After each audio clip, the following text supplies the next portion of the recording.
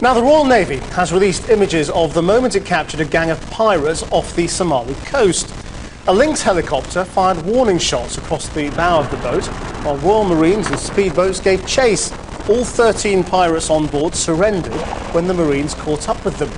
It's the latest victory against Somali piracy in a week when NATO revealed that the number of successful pirate attacks has dropped 50% in a year. Armed guards on board commercial ships and an increase in the use of anti-piracy measures like barbed wire have helped reduce boardings. But as Somali journalist Jamal Osman reports, this success is leading the pirates to take ever greater risks. It's something outsiders hardly ever see, but this is how Somali pirates prepare. They plan, test their guns, check their boats, then disappear into the vast sea. I spent nearly a month in Somalia making a film following their lives and their community. To the outside world, people like Dahir Lugay are despised outlaws, but he claims he is just a former fisherman, now making a living in the only way he can. Fishing is now much harder because illegal fishing boats have been taking advantage of Somalia's lawlessness and emptying its waters. I would rather risk my life to hunt down those who have destroyed my livelihood than sit here. An oil tanker would be ideal. I'm prepared to either capture a ship or die. There's nothing else for me here. But it's getting tougher for the pirates. The number of attacks has stayed about the same for the past 3 years, but last year they had less success. And there are signs that the pirates are becoming more desperate, attacking with more violence, as far away as the coast of India, where these pirates were captured in June.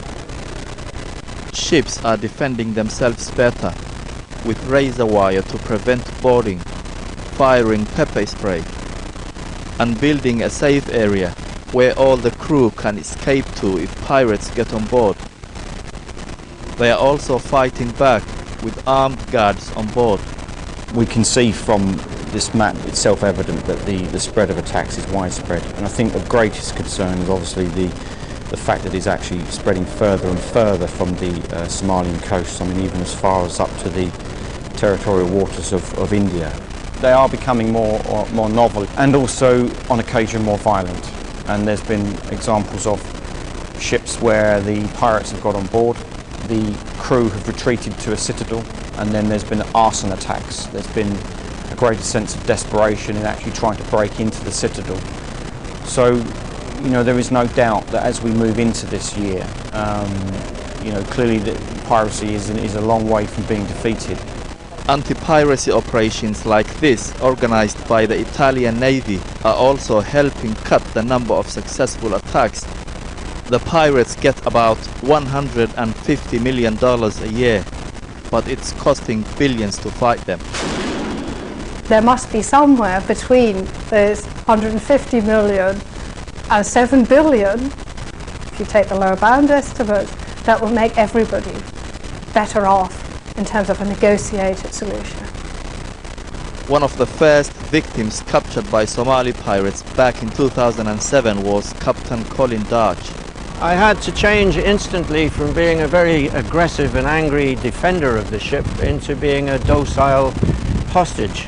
You were held by Somali pirates for nearly 2 months. What was your impression?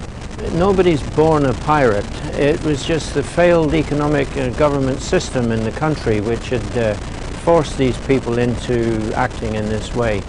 They explained at some length that they hadn't had a government for 17 years, and no health system, no education system, no government agencies at all, and they were forced into looking after themselves, and they found this quite a lucrative, successful way of doing it. Captain Darch was lucky. In recent months, pirates have been torturing and even killing hostages. I have been covering the piracy development in Somalia for the past 3 years and met dozens of pirates. Some are getting rich, but they then hire the less well-off to do the actual hijack. They are not risking themselves. And as long as they can find desperate young men willing to risk their lives to attack ships, piracy will continue. Well, that was Jamal.